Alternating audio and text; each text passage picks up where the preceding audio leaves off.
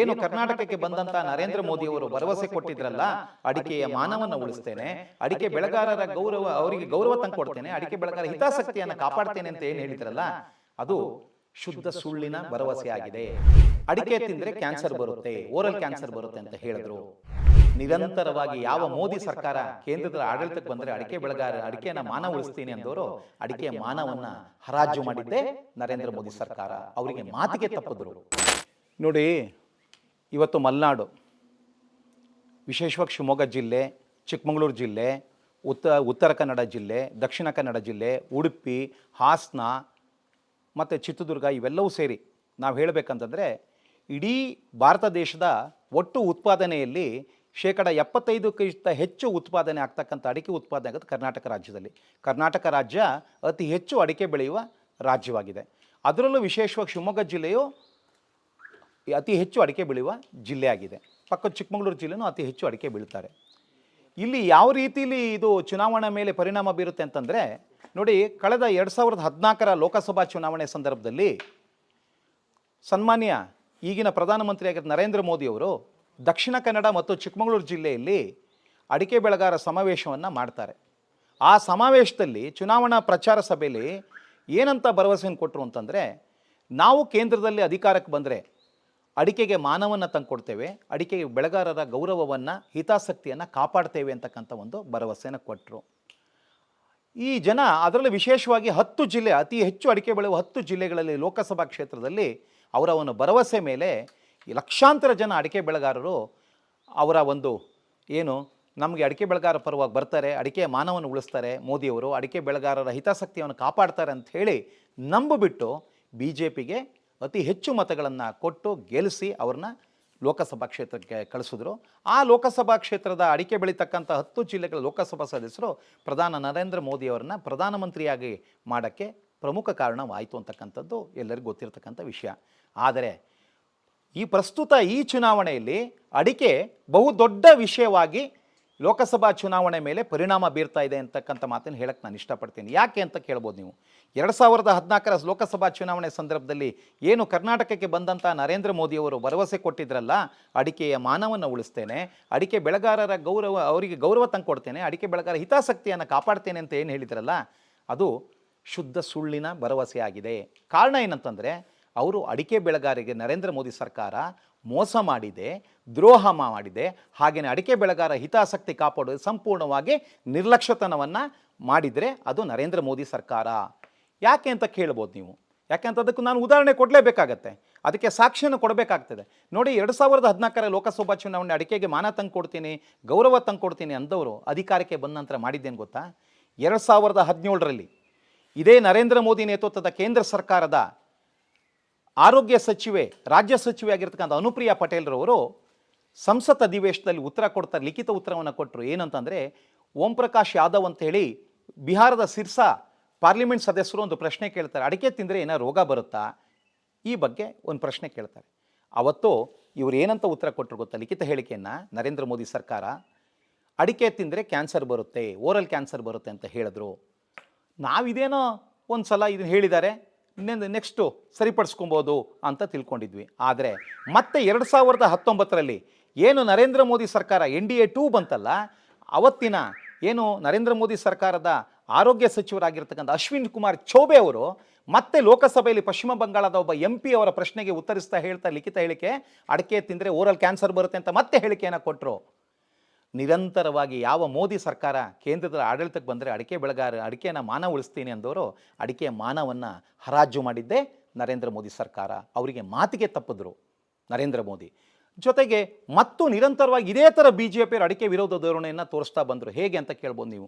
ಜಾರ್ಖಂಡ್ನ ಒಬ್ಬ MP, BJP MP Nishikant Dube ಅಂತಕ್ಕಂಥ ಮನುಷ್ಯ, ಆ ಮನುಷ್ಯ MP ಒಂದು ಪತ್ರವನ್ನು ಬರೀತಾರೆ. ಯಾರಿಗೆ? ಸನ್ಮಾನ್ಯ ಪ್ರಧಾನಮಂತ್ರಿ ನರೇಂದ್ರ ಮೋದಿಯವರಿಗೆ.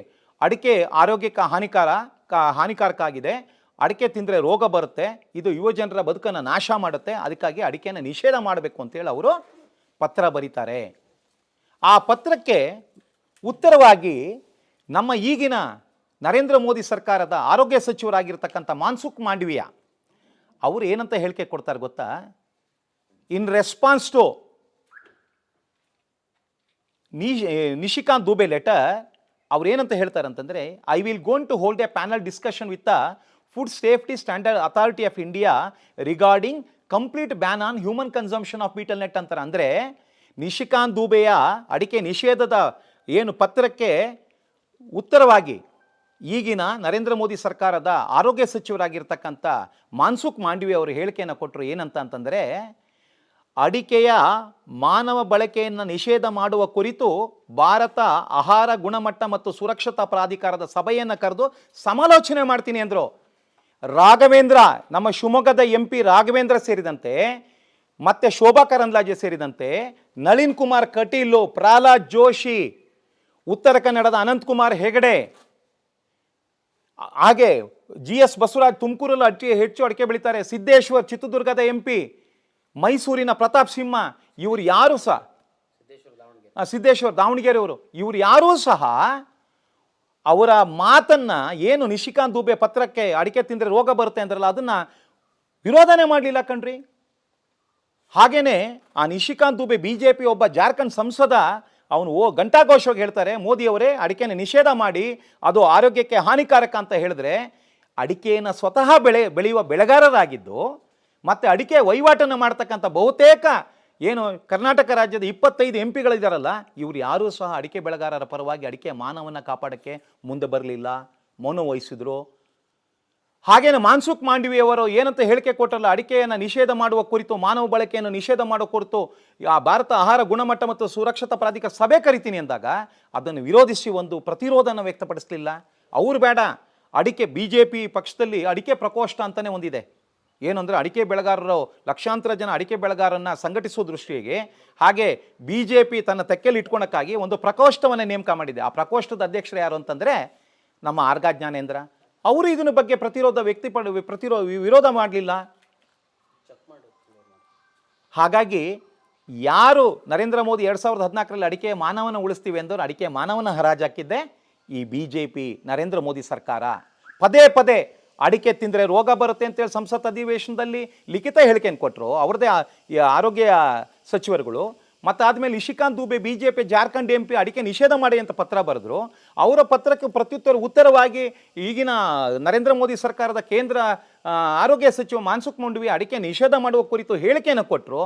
ಆದರೆ ಕರ್ನಾಟಕವನ್ನು ಅಡಿಕೆ ಬೆಳೆಗಾರನ ಪ್ರತಿನಿಧಿಸ್ತಕ್ಕಂಥ 25 BJP MPಗಳು ಯಾರೂ ಸಹ ಇದರ ಬಗ್ಗೆ ಮೌನ ವಹಿಸದೇ ಇರತಕ್ಕಂಥದ್ದು ನೋಡಿದ್ರೆ ಎಲ್ಲೋ ಒಂದು ಕಡೆ ನರೇಂದ್ರ ಮೋದಿ ಸರ್ಕಾರದ ಅಡಿಕೆ ವಿರೋಧ ನೀತಿಗೆ ಇವರು ಬೆಂಬಲವನ್ನು ಕೊಟ್ಟಂತಾಗಿದೆ.